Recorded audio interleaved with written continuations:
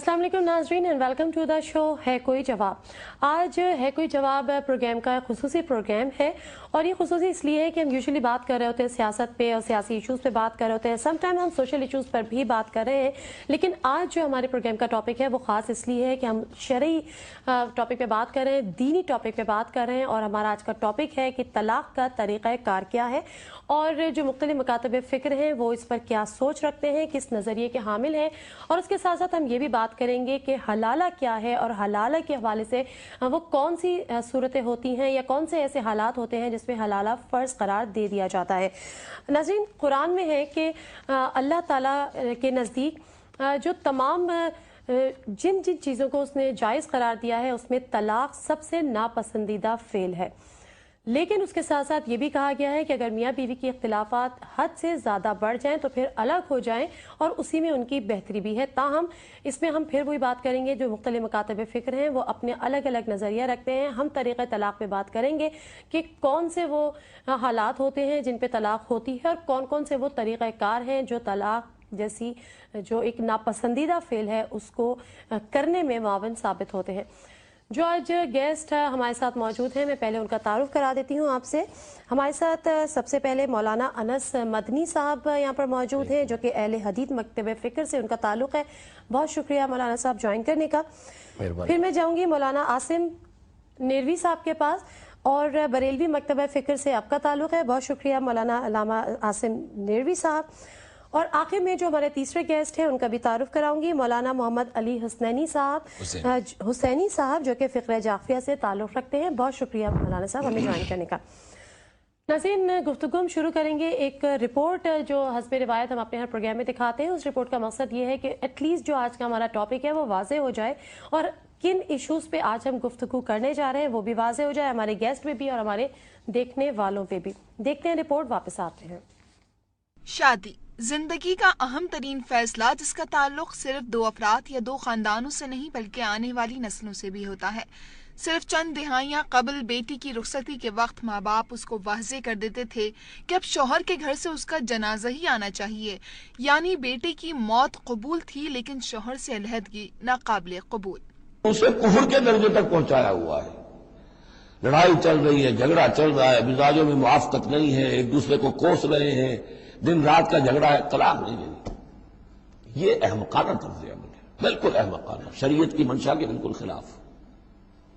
यहां आप देखें कि एक तरह की तरगीब है तलाक की, तरगीब।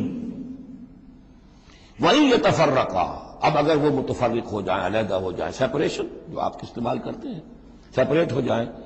युगनिल्लाहु कुल्लम मिन साअतिही, अल्लाह दोनों को अपनी कुशादगी कशाइश से गनी कर देगा। मुसलमानों में तलाक के हवाले से तीन तरीके राइज हैं: तलाक बिदअत, तलाक हसन और तलाक एहसन। बरे सगीर पाक हिंद में अहनाफ अक्सरियत में हैं, जो एक मजलिस में दी गई तीन तलाकों को मुकम्मल अलहदगी तस्वर करते हैं। इस बारे में मुख्तलिफ मसालिक में इख्तलाफ मौजूद है। एक सही हदीस इब्न अब्बास रज़ियल्लाहु अन्हु वो फरमाते हैं कि मोहम्मद सल्लल्लाहु अलैहि वसल्लम के दौर में तीन तलाक एक ही मानी जाती थी। हजरत अबू बकर के दौर में तीन तलाक एक ही मानी जाती थी। हजरत उमर के पहले 2 साल के दौर में तीन तलाक एक ही मानी जाती थी, लेकिन उसके बाद हजरत उमर रज़ियल्लाहु अन्हु उस सिचुएशन को देख के वो कहते अगर कोई शख्स तीन दे दिया तो तीन हो जाती है। तीन तलाकों का ये फायर या तो लोगों को मसलक की तब्दीली पर राग़िब करता है या हलाला जैसे घिनौने काम पर मजबूर कर देता है, जिसकी मजहब इस्लाम में कतन गुंजाइश मौजूद नहीं। सुनन निसाई में ये रिवायत है, दारमी में ये रिवायत है, तिरमिज़ी में ये रिवायत है। लान अल्लाह, अल्लाह की लानत है उस पर जो हलाला करवाए और उस पर जो हलाला, जिसके लिए हलाला निकाला जाए। हलाला करने वाला, हलाला करवाने वाला, मौलवी भी, पीर भी, इसका मुरीद और शागिर्द भी, अल्लाह के रसूल फरमाते हैं ये दोनों लानती हैं, दोनों लानती हैं। अफसोस की बात यह है कि हलाला जैसे घिनौने काम पर मजबूर करने वाले अमूमन कोई और नहीं बल्कि मौलवी हजरात ही होते हैं, जिनके खिलाफ सख्त कानून बनाने और उस पर सख्ती से अमल दरामद करने की अशद जरूरत है। مولانا انس مدنی صاحب، رپورٹ آپ نے بھی دیکھی ہے. میں آپ سے یہ پہلے جاننا چاہوں گی کہ ہم جب طلاق کے طریقہ کار میں بات کرتے ہیں، کیونکہ طلاق ایک ایسا فعل ہے، ٹھیک ہے وہ ناپسندیدہ فعل بھی ہے، لیکن دوسری جانب یہ بھی کہا گیا ہے کہ تعلقات اگر اختلافات میں تبدیل ہو جائیں یا اختلافات حد درجے تک پہنچ جائیں تو بہتر ہے کہ الگ ہو جائیں. لیکن یہاں پر اس بات سے تو میرا خیال ہے سب کو اتفاق ہوگا، لیکن طلاق کے جو طریقہ کار ہے اس پہ اتفاق رائے شاید ہمارے یہاں نہیں پایا جاتا، کیونکہ لیکن طلاق ایک ایسا مسئلہ ہے جس میں ہم پروگرام سے پہلے بھی بات کر رہے تھے کہ نہ صرف جنریشنز پوری اس سے متاثر ہوتی ہیں بلکہ خاندان متاثر ہوتے ہیں. آپ فرمائیے گا کہ آپ اس مکتبہ فکر سے تعلق رکھتے ہیں، اس میں طلاق کا طریقہ کار کیا ہے؟ اعوذ باللہ من الشیطان الرجیم، بسم اللہ الرحمن الرحیم، الحمدللہ والصلاة والسلام علی رسول اللہ وبعد. اللہ تبارک و تعالی نے اپنی کتاب قرآن مجید کے بارے میں فرمایا ذالک الکتاب لا ریب فیہ ھدی للمتقین. متقیوں کے لیے اس کے اندر اللہ نے ہدایت رکھی ہے. اور اسی کتاب میں اللہ تعالیٰ ارشاد فرماتے ہیں وَإِذَا طَلَّقْتُمُ النِّسَاءَ فَطَلِّقُوهُنَّ لِعِدَّتِهِنَّ. جب تم عورتوں کو اگر طلاق دو تو ان کی عدت کے مطابق دو. حضرت عبداللہ ابن عباس رضی اللہ تعالیٰ عنہ، صحیح مسلم کی روایت ہے، آپ فرماتے ہیں کہ ہر طہور میں یعنی ہر پاکی کے اندر عورت کو الگ الگ طلاق دی جائے، یہ ہے اصل قرآن و سنت کے مطابق. آج عام لوگوں نے، مسلمانوں نے اس طریقے کو بالکل ترک کر دیا اور تمام فقہوں کا اس بات پر اتفاق ہے کہ اپنے اپنے طہور کے اندر طلاق دی جائے. یہاں تک سب متفق ہیں. اب سوال یہ پیدا ہوتا ہے کہ اگر کسی نے ایک ہی وقت میں 2 طلاقیں دے دیں، 3 دے دیں یا 10 مرتبہ طلاقیں دے دیں، تو اس میں اختلاف ہے فقہا کا، علماء کا، کہ آیا وہ 3 طلاقیں ایک ساتھ دی جانے والی 3 شمار ہوں گی یا 1 شمار ہوگی. قرآن اور نبی کریم صلی اللہ علیہ وسلم کا فرمان ہم کو جو تعلیم دیتا ہے اس میں یہ بات واضح ہے کہ انسان جب غصے کی حالت میں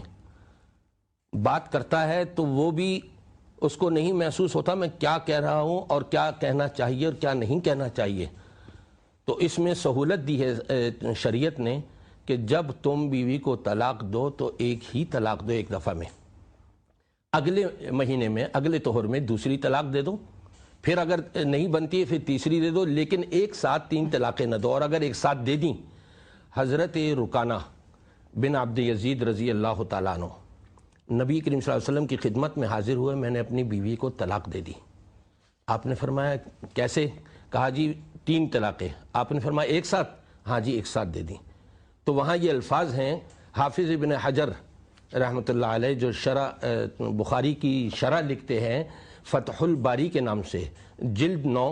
صفحہ 262 کے اوپر فرماتے ہیں کہ رسول اکرم صلی اللہ علیہ وسلم نے ان سے کہا کہ یہ تو ایک ہی طلاق ہوئی. یعنی اگر ایک وقت میں آپ، مطلب اگر میں مختصراً اپنے ناظرین کو سمجھانے کے لیے بات 3 یا زیادہ جتنی بھی دیں، ایک وقت میں چاہے وہ 1 طلاق دے، چاہے وہ 3 طلاق دے دے، مطلب 3 دفعہ لفظ استعمال کر لے کہ میں نے تمہیں طلاق دی، چاہے وہ 10 دے دے، لیکن وہ ایک ہی دفعہ مانی جائے گی. بالکل ٹھیک ہے. اسی طرح سے میں اور ذرا سے یہ کوٹ کروں گا کہ حضرت ابن عباس رضی اللہ تعالیٰ عنہ، صحیح مسلم کی روایت ہے، فرماتے ہیں نبی کریم صلی اللہ علیہ وسلم کی حیات طیبہ میں ایک ساتھ دی جانے والی 3 طلاقوں کو ایک شمار کیا جاتا تھا. حضرت ابو بکر رضی اللہ تعالیٰ عنہ کے دور خلافت میں بھی ایک ہی شمار کیا جاتا تھا 3 طلاقوں کو، اور حضرت عمر رضی اللہ تعالیٰ عنہ کے دور خلافت کے ابتدائی 2 سال تک ایک ساتھ دی جانے والی 3 طلاقوں کو ایک شمار کیا جاتا تھا.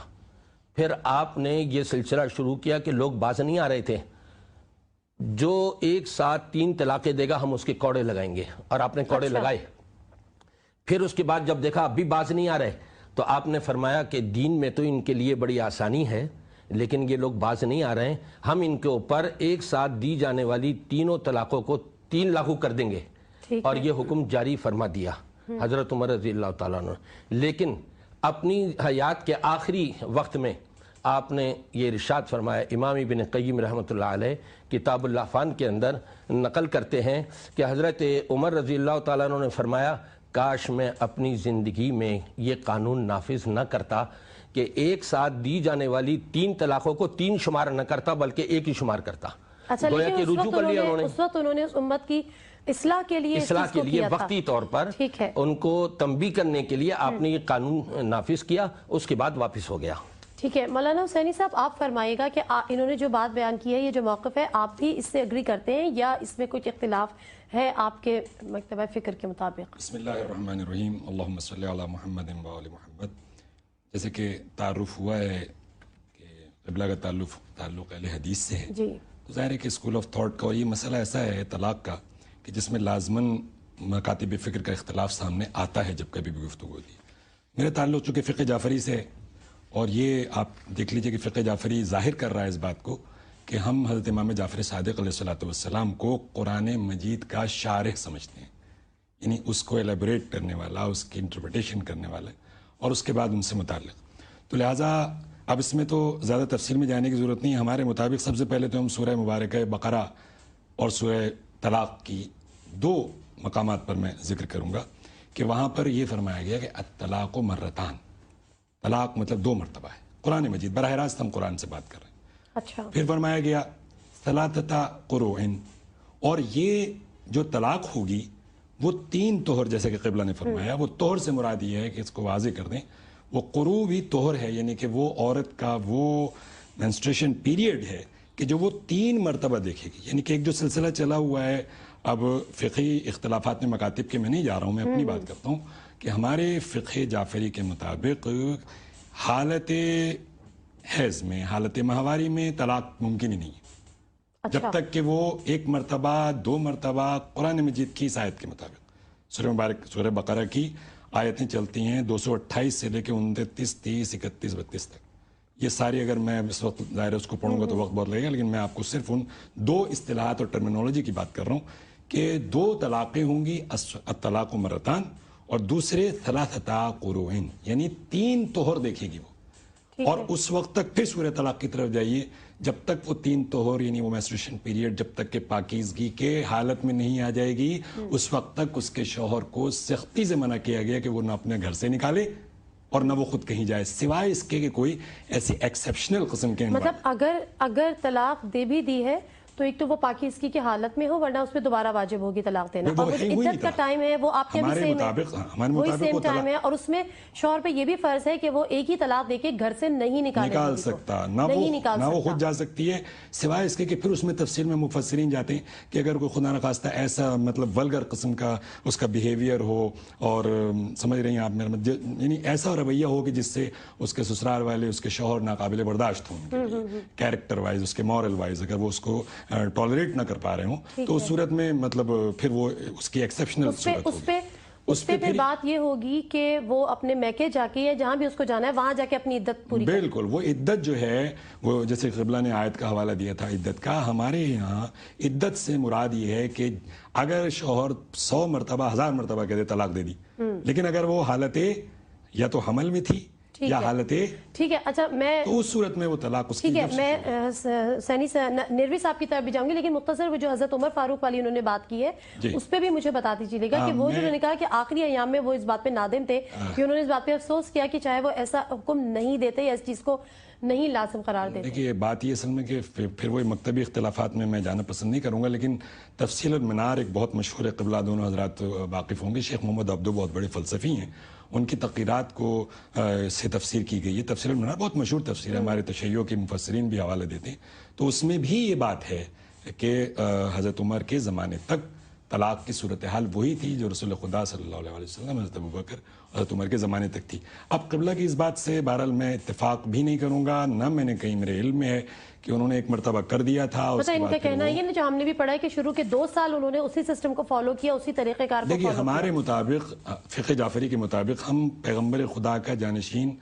ہر لحاظ سے، علمی لحاظ سے بھی مولا کائنات حضرت علی بن طالب علیہ السلام کو، ان کے بعد ان کے اولاد کو سمجھتے ہیں، اور ان کے مطابق حلال محمد حلال الی یوم القیامہ، حرام محمد حرام الی یوم القیامہ، اور پورے 12 کے 12 14 معصومین میں کہیں آپ کو نظر نہیں آئے گا کہ کہیں پر بھی کسی بھی وقتی صورتحال کو مد نظر رکھتے ہوئے کہیں حلال کو حرام قرار دیا۔ ٹھیک ہے، میں مولانا نیروی صاحب کی طرف آؤں گی۔ نیروی صاحب آپ بھی فرما دیجیے گا کیونکہ آپ کا جو تعلق ہے وہ بریلوی مکتبہ فکر سے ہے،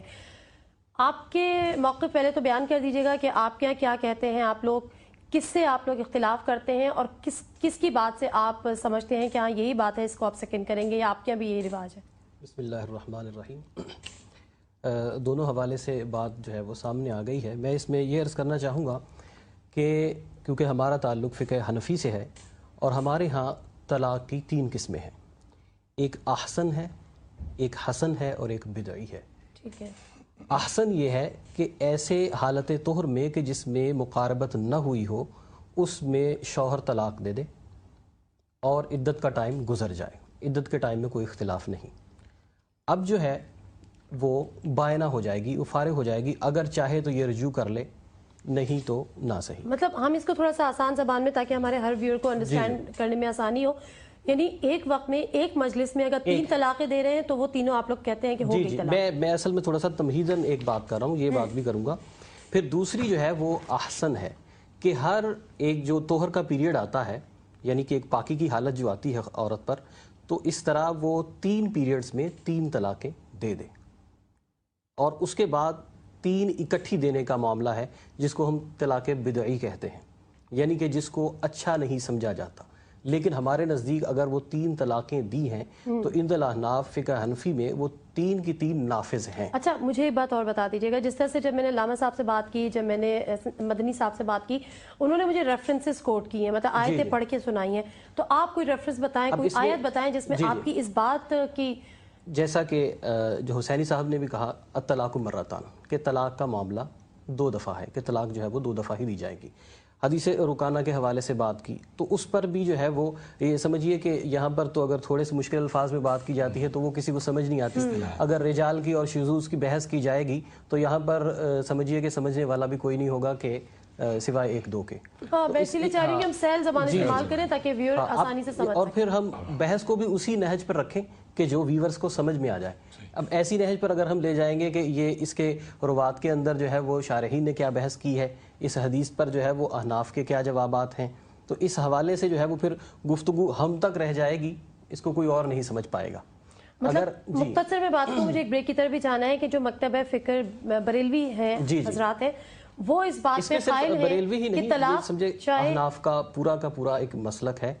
अहले सुन्नत का। उसके हवाले से ये समझिए कि इमाम इब्न तैमिया का इख्तिलाफ है ये 3 तलाक के हवाले से। ठीक है। तो इस हवाले से यानी कि हमारे जो अहले हदीस हजरात हैं ये उन्हीं को मतलब तलाक आपका कहना ये है कि अगर एक ही वक्त में एक ही मजलिस में 3 दफा तलाक का लफ्ज़ इस्तेमाल कर लिया जाए तो वो हो जाती है और उसके बाद इद्दत का टाइम उसी तरह से है जिस तरह। बिल्कुल ऐसा। ठीक है नाज़रीन, मुख्तसर साहब मैं ब्रेक लूंगी, ब्रेक से वापस आऊंगी तो इस मौजू पे हम मजीद बात भी करेंगे और उन हालात पे भी बात करेंगे कि किन हालात पे किस तरह से तलाक होती है, और प्रोग्राम के आखिरी हिस्से में हम हलाला के हवाले से ही बात करेंगे क्योंकि इस पे भी बहुत सारे कॉन्फ्लिक्ट्स हमारे सामने आते हैं और मुख्तलिफ मकतबा फ़िक्र से ताल्लुक़ रखने वाले कम अज़ कम माफ़ कीजिएगा नाज़रीन, इस बात पे तो यकीनन मुत्तफ़िक़ नज़र आते हैं कि हलाला प्लान नहीं होना चाहिए, यानी पहले से ये मान के या ये सोच के हलाला नहीं करना चाहिए, लेकिन हलाला किन सूरतों में वाजिब होता है इस पर भी प्रोग्राम के आखिरी हिस्से में बात करेंगे। फिलहाल लेते हैं मुख्तसर सा ब्रेक, वापस आते हैं, आप हमारे साथ रहें। खिलाफत आपके बढ़ जाए तो बेहतर है कि इसमें अलग हो जाओ और उससे बेहतर अंदाज में रिस्क की कुशादगी भी हो और बेहतर आपको कोई तवील है तो दूसरी तरफ लोगों के लिए मुश्किल भी हो सकती है वो ये। और दूसरा ये आपने सवाल किया था तलाक अगर मकतूब है, लिखी हुई है, या ये कि उसके जो है वो कोई उसने कहा है और औरत ने सुना है या नहीं सुना, यही आपका सवाल था वक्फे से पहले मेरे ख्याल में। तो अब मैं इसका ये जवाब दूंगा कि औरत का सुनना ये ज़रूरी नहीं है। ठीक है, और गवाहों की भी मौजूदगी जरूरत नहीं है। अगर ये कह देता है, और ये गवाहों की तो उस सूरत में जरूरत पेश आएगी कि जब ये अपने कॉल से मुकर रहा है। ठीक है, ठीक है। अच्छा, वो एक दफा अगर लिख के पेपर दे देता है कि जी मैंने इसको 3 गवाहों की मौजूदगी में या 2 गवाहों की मौजूदगी में तलाक दे दी, तो वो भी तलाक होगी चाहे उसने नहीं भी दी हो। नहीं, अगर उसने नहीं दी, नहीं, हमारे पास 2 दिन कबल एक खातून आई थी, बल्कि उन्हीं खातून की जो हमने कहानी सुनी तो उसी से हमारे जहन में टू बी वेरी ऑनेस्ट आज का प्रोग्राम रखने की बात हुई। मतलब मैं आपको भी शामिल गुफ्तगू करूंगी मदनी साहब कि उस खातून ने कहा कि वो आदमी एक पेपर पे डीड बना के कि जी मैंने इसको फला की मौजूदगी में 2 गवाहों की मौजूदगी में 3 दफा तलाक दे दी थी और मैंने इसकी मेहर की अदायगी भी कर दी और उसके घर में आके गेट से वो पेपर अंदर फेंक के चला गया। तो फिर मुझे ये बताएगा कि अब इसको किस तरह से जांचा जाए इसकी सच्चाई को। अगर उसने یہ لکھا ہے کہ میں نے اس کو طلاق دے دی، چاہے وہ گواہ اس میں موجود ہوں یا نہ ہوں، افضل اور اولا یہ ہے کہ گواہ بنائے جائیں. اگر گواہ نہیں بھی ہیں تو وہ طلاق واقع ہو جائے گی. اگر اس نے یہ الفاظ لکھے میں نے اس کو طلاق دے دی، ٹھیک ہے، اور وہ کہتا ہے میں نے اس کو طلاق دے دی تھی یا میں اس کو طلاق دوں گا، یہ مستقبل کے لیے یا ماضی کے لیے کہہ رہا ہے کہ میں نے دے دی تھی حالانکہ نہیں دی تھی. اس کا مطلب یہ ہے کہ یہ خود کنفیوز ہے اور اس کو نہیں پتا. اس صورت میں پھر کیا ہوگا؟ نہیں، طلاق واقع نہیں ہوگی اس لیے کہ اس نے دی نہیں تھی. یہ کہہ رہا ہے میں نے دے دی تھی. جھوٹی خبر کو جو وجہ ریپیٹ کر رہا ہے، وہ تو کر رہا ہے نا، میں وہی تو کہہ رہی ہوں. اس کو جانچنے کا طریقہ کیا ہوگا؟ جی ہمارے مطابق فقہ جعفری کے مطابق میں نے عرض کیا کہ وہ جب طلاق رجعی کا وقت پیریڈ گزر جائے گا اور طلاق بائن فائنل ہو جائے گی تو اس صورت میں پھر وہ صیغے کہلاتے ہیں. ہمارے یہاں نکاح میں بھی صیغے جاری کیے جاتے ہیں اور اس میں نکاح میں بے شک گواہوں کی ضرورت نہیں ہے، لیکن طلاق کی صورت میں لیکن آپ کے یہاں تو یہ چیز ہے. مگر جو ہم اگر بات کر رہے ہیں اہل حدیث کی یا ہم بریلوی مکتبہ فکر کی بات کر رہے ہیں تو وہاں پہ تو یہ چیز بھی بڑی کنفیوزنگ ہو گئی نا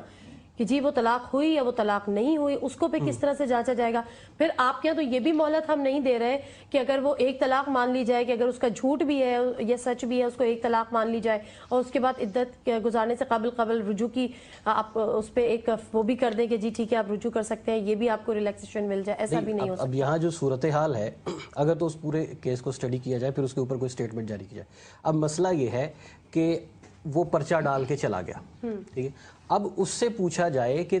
یہ تم نے لکھا ہے، یہ بھی تو ہو سکتا ہے ہمسایہ لکھ کے ڈال گیا. اب وہ اپنی بات پر قائم ہے. نہیں وہ اپنی بات پر قائم ہے، وہ اپنی بات پر قائم ہے کہ ہم نے اس کو طلاق دے دی تھی، مہر بھی دے دیا تھا نہ، جبکہ اس نے طلاق دی تھی نہ اس نے مہر ادا کیا تھا. یہ کہاں سے آیا کہ اس نے نہیں دی تھی؟ اس سے یہ پوچھا جائے گا، اس سے پوچھا جائے گا، وہ اپنے قول کی تشریح کرے گا. میں مجھے یہ گزارش کریں کہ الٹریسی اور اگنورینس جو ہے نا وہ سب سے بڑا پرابلم ہے. عورت کو خود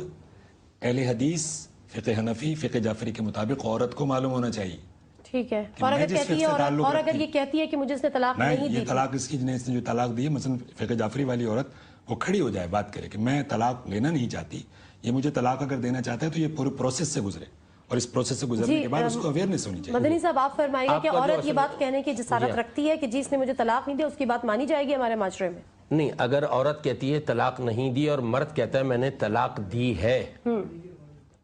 تو ظاہری بات ہے اس کی بات مانی جائے گی. لیکن اگر مرد نے طلاق نہیں دی تھی اور اس نے لکھا اس میں کہ جی میں نے ان کو طلاق دے دی تھی، مرد سے حلفیہ بیان لیا جائے گا کہ کب دی تھی آپ نے طلاق. اب وہ کہتا ہے میں نے تو ڈرانے کے لیے یہ الفاظ یوز کیے تھے کہ طلاق دے دی تھی، صرف ڈرانے کے لیے، تو یہ طلاق تو واقع نہیں ہوگی کیونکہ اس نے یہ نہیں کہا کہ طلاق دے دی. اگر یہ کہتا یا یہ لکھتا کہ طلاق دے دی ہے تو یقیناً ہو جاتی. اور اگر اس نے یہ کہا کہ دے دی تھی اور حالانکہ دے ہی نہیں، اور وہ خود بھی اعتراف کر رہا ہے میں نے دی نہیں تھی، یہ میں نے یہ الفاظ ایسے لکھے اس کو صرف ڈرانے کے لیے، تو یہ طلاق واقع نہیں ہوگی. میں گزارش کروں، ہمارے یہاں لکھ دے بول دے، لیکن جب تک اس پورے پروسیس سے گزرنے کے بعد ایک عربی جاننے والے اپنے موکل کے ذریعے وہ عربی میں صیغے جاری نہیں کرے گا، یا خود اگر عربی جانتا ہے تو تمام تنوین کے اور تجوید کے مسائل جو ہیں ان کو سامنے رکھ کر وہ جب تک عربی میں صیغے جاری نہیں کرے گا دو گواہوں کی موجودگی میں، تو وہ کورٹ دے دے، کوئی ڈیڈ بن جائے، جب تک وہ صیغے جاری نہیں ہوں گے دو گواہوں عادل گواہوں کی موجودگی میں وہ صیغے جاری ہوں گے. میرا بھی اتفاق ہوا ہے تو ایسا، اور وہ دونوں عادل گواہ موجود ہوں گے، وہ صیغے جاری ہوں گے. مجھے یہ بھی بتائیے گا کہ طلاق کے لفظ کی کتنی اہمیت ہے؟ بعض دفعہ یہ کہہ دیا جاتا ہے نا کہ یہ آپ میری طرف سے فارغ ہو، اس کو بھی ہم طلاق کے زمرے میں لیتے ہیں. جب پیغمبر خدا نے مکہ فتح کیا تو اس وقت ابو سفیان آ کر پیروں میں پڑ گیا اور آ کر کہا کہ اب تو ختم، اب تو آپ ظاہر مجھ سے انتقام لیں گے، ریونج کریں گے. پیغمبر خدا نے فرمایا تم کیا امید رکھتے ہو؟ اس نے کہا جی آپ تو کریم ابن کریم ہیں، آپ سے کیا تھا وہ؟ آپ نے فرمایا انتم الطلقاء، جاؤ میں نے تمہیں آزاد کیا. اب یہ کیا یہ طلاق نعوذ باللہ، مطلب کیا طلاق؟ طلاق کا لفظ یہ ہے کہ آزاد کر دینا. اگر وہ خارج بھی بولتا ہے تو بھی پھر جی اگر شوہر بیوی کو جب جھگڑا ہوتا ہے نا تو عام طور پہ بیوی کہتی ہے ٹھیک ہے اچھا مجھے فارغ کر دو، اس نے کیا دیا، اس کا مطلب یہی ہوتا ہے بیوی کا کہ یعنی طلاق دے دو، اور شوہر اس سے کہتا ہے جا تو فارغ ہے، تو یہ یقیناً طلاق ہوگی. کیوں کہ اچھا اب جو مشروط کر دیا جاتا ہے مگر اگر تم نے یہ کام کیا تو میری طرف سے تمہیں طلاق ہوئی، اگر وہ کام کر لے بیوی تو یقیناً وہ طلاق واقع ہو جائے گی. اور لیکن وہ ایک طلاق ہوگی، ایک طلاق ہوگی اور اس طلاق کے بعد وہ رجوع کر سکتے ہیں. تو پھر ہمارے مولوی حضرات ہی ہوتے ہیں نا جو حلالہ کی طرف راغب بھی کرتے ہیں. جب آپ کے پاس کوئی آپشن نہیں ہے, آپ کے پاس لاسٹ آپشن حلالہ کا ہے, تو پھر مولوی حضرات ہمارے راغب کرتے ہیں کہ جی آپ حلالہ کیجئے, اس کے بعد آپ اپنے شوہر پہ اگر کوئی اس نیت سے راغب کرتا ہے تو وہ اللہ کے ہاں گناہگار ہے اور وہ جواب دہ ہے. کوئی بھی ہے, چاہے وہ مولوی ہے چاہے وہ وکیل ہے, اس میں صرف جو ہے وہ مولوی ہی حصے دار نہیں ہے. آپ کورٹ کچہری میں چلے جائیں, وہاں کے بھی معاملات جو ہے وہ آپ کے سامنے ہیں. تو یہ جو ایک یعنی کہ جہالت کا معاملہ ہے, ٹھیک ہے, لیکن بات یہ نا کہ ہم جن آیتوں کا ذکر کر رہے ہیں, مطلب سورہ نساء میں اس چیز کا ذکر ہے, اس کی جو تفصیلات ہیں, سورہ طلاق میں ہے, پھر سورہ بقرہ میں ہے, تو ہر جگہ یہ بات ہم نے پڑھی ہے, اور یہ بات ہے کہ جب اپنی عورتوں کو طلاق دو وہ اپنی عدت گزار لیں, پھر اگر تمہارے ساتھ زندگی گزارنا چاہیں تو وہ بھی تم پہ جائز ہے, unless and until آپ نے 1 طلاق دی ہے, 2 طلاق دی ہیں, عمر کے کسی بھی حصے میں پہنچ کے آپ اس سے دوبارہ نکاح کر سکتے ہیں. میرا خیال ہے وہ تجدید نکاح جو ہے وہ رجعی کی صورت میں, یہ آیات رجعی کی صورت میں ہے, یہ بائنہ کی مغلظہ کی نہیں ہے. یہ آیات ان تمام اہل اسلام کے نزدیک یہ آیات رجعی کی ہیں, اور تمام اہل اسلام کے نزدیک جو حلالے کا معاملہ ہے, مطلب یہ کہ ہم حلالہ جب آتا ہے ہمارے ذہن میں تو اس کا جو غلط معنی رائج ہے وہی ہم سمجھتے ہیں, صحیح معنی کی طرف ہماری توجہ ہی نہیں جاتی. لیکن مجھے یہ بھی تو بتائیے گا نا ساتھ میں کہ نیوی صاحب کہ کتنے معاشرے میں کتنے ایسے لوگ ہیں جو اس چیز کو سمجھتے ہیں, طلاقوں کی قسم کو سمجھتے ہیں کہ طلاق بائنہ کون سی ہے, طلاق رجعی کون سی ہے, طلاق احسن کون سی ہے. ہم نے یہ دیکھا ہے کہ جب مکتبہ فکر سے تعلق جو بھی رکھتے ہیں, اگر وہ بریلوی طبقے سے تعلق رکھتے ہیں, تو ان کو پتا ہے کہ جی کھڑے کھڑے ہم نے 3 طلاقیں دینی ہے اور ہماری چیپٹر کلوز. جو جھگڑے والی نوعیت ہوگی وہ سامنے آئے گی. اب وہ جھگڑے والی نوعیت میں اگر حلالہ ہوتا ہے تو اس کا بھی جو ہے وہ شور مچے گا. اب اس صورت میں جو ہے معاملہ جو سمجھنے کا ہے وہ یہ ہے کہ عوام کو بتایا جائے, اور عوام بھی کھلے دل سے, ہوتا یہ ہے کہ صرف نماز, روزے اور حج کے مسائل سیکھ لیتے ہیں, باقی مسائل کی ہمیں کچھ خبر نہیں ہوتی. آخر میں ایک بات اور کروں گی, یہ جو طلاق اسما کو استعمال کیا جاتا ہے کہ جی کہ نکاح نامے میں عورت بھی اپنا یہ حق محفوظ رکھ سکتی ہے کہ وہ بھی طلاق ہوتی ہے, تو وہ طلاق کے طریقہ کار میں اس میں کیا فرق ہے؟ عورت بھی ایک دفعہ دے دے گی, ایک دفعہ دی جائے گی تو ہی طلاق ہو جائے گی, یا اس کو بھی اسی طریقہ کار کو لے کے چلنا ہے؟ مجھ سے میں تینوں سے اس کا جواب لوں گی. دیکھیے, وہ طلاق خلا کہلاتی ہے, وہ طلاق خلا ہے, اور عورت کو طلاق دینے کا حق کسی بھی مکتب فکر میں نہیں سمجھتا کہ نکاح نامے میں ایک کالم ہے جس میں وہ عورت فل کر سکتی ہے کہ جی یہ حق اس کو بھی حاصل ہے, وہ بھی طلاق یہ حاصل ہے کہ میں اپنا مہر تفویض کرتی ہوں اور میں اس شخص کے ساتھ نہیں رہ سکتی, لہٰذا وہ طلاق خلا مانگے گی, اور طلاق خلا مہر سے دستبردار مہر کی ادائیگی نہیں ہوگی, مہر کی ادائیگی نہیں ہوگی. دوسری ایک بات ہے کہ آپ ابھی ہماری جو بات چل رہی ہے اس کو تھوڑا سا فلسفیکل لاجیکل بھی ہم لے لیں. شیخ احمد محمود شلتوت کے نام سے جامعۃ الازہر مصر یونیورسٹی کے ہمارے برادران واقف ہوں گے, انہوں نے فقہ مقارن کے نام سے ایک فقہ کی ترویج کی تھی, اور یہ فرمایا تھا کہ جس طریقے سے حنبلی, مالکی, شافعی اور حنفی فقہ ہیں, اسی طریقے سے فقہ جعفری آئلی قوانین میں, یعنی نکاح, طلاق, وراثت وغیرہ وغیرہ, رضاعت وغیرہ, اس معاملے میں فقہ جعفری سے رجوع کیا جائے. اچھا, ان کے ہاں جو معاملات ہیں وہ, یہ ظاہر ہے کہ میں اپنی وکالت کر رہا ہوں, معذرت کی مجھے ضرورت نہیں ہے, ظاہر ہے ہمارے برادران سے یہ اپنی بات کریں, میں اپنی بات کرتا ہوں, تو اس کے مطابق جو ہے آئلی قوانین میں ان کی طرف سے وہ, حالانکہ ان کا تعلق ظاہر ہے کہ فقہ اہل سنت سے تھا, اور تو اس طریقے سے میں نے 2-4 حوالے دیے ہیں. تو اس میں میں یہ سمجھتا ہوں ایک آخری جملے کے طور پر کہ لوگوں کے سامنے اگر ہم تمام مکاتب فکر کو کھول کر رکھ دیں اور کوئی کمپلشن نہ ہو, اس کے اندر لوگوں کو قبول کرنے میں کوئی کمپلشن نہ ہو کہ نہیں بس چونکہ میں نے کہہ دیا تو لہٰذا یہ میں مفتی ہوں یا مجتہد ہوں, قرآن و سنت کی روشنی میں, احادیث کی روشنی میں ہم کہ بھئی یہ ہے, اور یہ صورتحال فقہ جعفری کے مطابق ہے, یہ فقہ حنفی کے, یہ حنبلی کے, یہ اہل حدیث کے. ٹھیک ہے, بہت شکریہ علامہ صاحب ہمیں جوائن کرنے کا, نروی صاحب آپ کا بھی بہت شکریہ, مدنی صاحب آپ کا بھی پروگرام میں بہت شکریہ. لیکن بہت ہم کہیں گے کہ تشنیگی رہ گئی, کیونکہ یہ سبجیکٹ ایسا ہے کہ اس پہ جتنی بھی بات کی جائے, یا اگر مزید اگر ڈیبیٹ کی جاتی تو شاید بہت ساری چیزیں مزید کھل کے سامنے آتی ہیں. آپ کوئی آخری الفاظ کہنا چاہ رہے ہیں؟ میں اصل میں یہاں یہ کہنا چاہ رہا ہوں, اب تک میں نے جو بھی گفتگو کی ہے میں نے کسی مسلک کی نہیں کی, بلکہ محمد رسول اللہ صلی اللہ علیہ وسلم کے ریفرنس سے کی ہے, اور قرآن شریف کی آیتوں کو کوٹ کرتے ہوئے کی ہے. اور جس نے بھی کلمہ پڑھا ہے لا الہ الا اللہ محمد رسول اللہ, اس کے لیے قرآن اور نبی کریم صلی اللہ علیہ وسلم کے فرمان کو فالو کرنا لازمی اور ضروری ہے. جب یہ بات قرآن میں لکھ دی گئی, جب یہ بات سورہ بقرہ کا حصہ بن گئی, تو پھر ہمیں اس کو فالو کرنا چاہیے اور ماننا ہم پر لازم بنتا ہے. عام طور پر ایک بات یہ ضرور کہوں گا کہ مولانا صاحب نے تو ڈکلیئر کر دیا کہ میری قرآن اور سنت کے مطابق ہے, تو میں بھی یہ بات کہتا ہوں کہ جو میں نے کہا وہ سبھی کا دعویٰ یہی, ہر کوئی دعویٰ یہ کر رہا ہے. یہ یہاں یہ کوئی پبلسائز کرنے کی چیز نہیں ہے نا, بعض ہر دیگر ایک کا علماء اپنا سے اپنا موقف ہے اور اسی کو کہنا کہ یہی وہی کی صحیح انٹرپریٹیشن ہے. جب ہم شان نزول اور سورہ بقرہ کی بات کرتے ہیں تو پھر آپ لوگ اس کو فالو آپ کیوں نہیں کہتے کہ ہاں جیسے حضرت عمر رضی اللہ تعالیٰ عنہ کی انہوں نے اس کو پھر آپ ڈیفائن کر دیجئے اپنے الفاظ میں یا اپنے مکتبہ فقہ میں ڈیفائن کریں کہ جو سورہ بقرہ نے یہ کہہ دیا ہے تو آپ اس پہ پھر کیا کہتے ہیں کہ ایک وقت میں ایک طلاق نہیں ہے. یہ سورہ بقرہ میں تو یہ نہیں ہے کہ ایک وقت میں 3 طلاقیں نہیں ہیں. یہ مسئلہ یہ ہے کہ اگر یہ بات جو احناف کا موقف ہے یہ ٹوٹلی غلط ہے تو جو مدنی صاحب نے حضرت عمر فاروق رضی اللہ تعالیٰ عنہ کے فیصلے کو کیا, ٹھیک ہے, تو اس کو آپ کیا کہیں گے کہ وہ پورے کا پورا اسلام کے خلاف تھا, قرآن کے خلاف تھا؟ نہیں, آپ اس بات کو مانتے ہیں کہ حضرت عمر فاروق نے, آپ اس بات کو تو مانتے ہیں, جگہ لا کے کھڑا کر رہے ہیں. مجھے بتائیں, مجھے فرمائیے گا نیلوی صاحب, آپ اس بات کو مانتے ہیں کہ حضرت عمر فاروق کے شروع کے 2 سال میں وہی نظام چلتا رہا, وہی طریقہ کار چلتا رہا, لیکن 2 سال بعد انہوں نے اس کو تبدیل کیا, آپ اس کو بھی نہیں مانتے؟ تو پھر مجھے یہ بتائیں, صحیح مسلم کی یہ حدیث ہے, لیکن پھر مجھے اور پیچھے ہم چلے جاتے ہیں تو پھر تو قرآن میں جب یہ چیز آ گئی کہ ایک پروگرام متع کا معاملہ بھی آتا ہے, متع کا بھی یہی ہوا, حضرت عمر کے زمانے میں اس کو حرام قرار دیا گیا, ہماری مطلب ہم ثابت کر سکتے ہیں. وہ ان کے نزدیک وہ دلائل اس حساب سے بات ہے. اب مسئلہ جو ہے یہ طلاق کا, یہ تاریخ کے حوالے سے بات کر رہے ہیں. اب یہ ہے کہ مجھے آخر میں, میرا پروگرام کا وقت لمبا ہو گیا ہے, مجھے صرف آخر میں اتنا بتاتے چلیے کہ کوئی ایک ایسی آیت مجھے بتائیے جس میں یہ بات واضح ہو رہی ہو کہ تم نے جب ایک ہی مجلس میں ایک ہی وقت میں 3 دفعہ طلاق دی تو وہ طلاق ہو گئی, وہ ایک طلاق نہیں, وہ 3 طلاقیں مانی جائیں. یہ قرآن مجید کی کسی واضح آیت کوئی آپ بتا دیجئے کہ جس میں یہ کہا گیا ہو کہ 3 طلاقیں دیں گے تو 1 بنے گی. مدنی صاحب, قرآن میں یہ کہا گیا ہے کہ طلاقیں 2 مرتبہ ہے, الگ الگ پیریڈ بتایا جا رہا ہے, واضح چیز ہے. اور فقہ 3 طہر کا ذکر بھی ہے. جی ہاں, تو اس سے واضح ہو گئی یہ بات بالکل ایک دم کہ 3 طلاقیں الگ الگ ہیں, ایک ساتھ نہیں ہیں. اور قرآن کے اس میں ڈیپتھ میں جائیے گا آپ, اس کی جو لیکسیکل, آپ اگر کوئی ریفرنس اور کوئی مجھے بتائیں, کوئی ایسی آیت جس سے ہمارا دیکھنے والے میں بھی کنونس ہوں اور ہمارے دیکھنے والے تو یہ ہے کہ ایجاب و قبول سے نکاح ہوا ہے, ٹھیک ہے.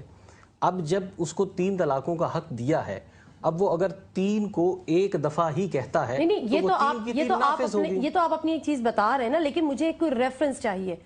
کوئی ایسا کوٹ چاہیے جو آپ مجھے, جیسے ہم